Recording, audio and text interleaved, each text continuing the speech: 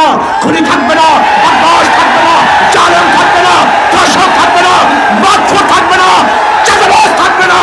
এদেশ হবে মানুষের দেশ, এদেশ হবে মানবতার দেশ, এদেশ হবে মুক্তির দেশ।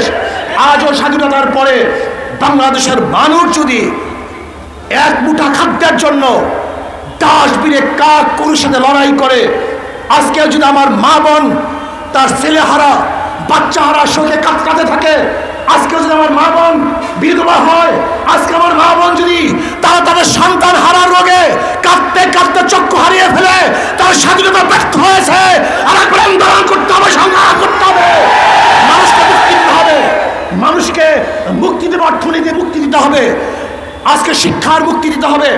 শিক্ষার ব্যাপারে বৈষম্য করা হচ্ছে। হাজারো মেধাবী গরিব শ্রমিকের সন্তান আল্লাহ মেধা প্রদান করেছেন, কিন্তু অর্থের অভাবে তারা পড়তে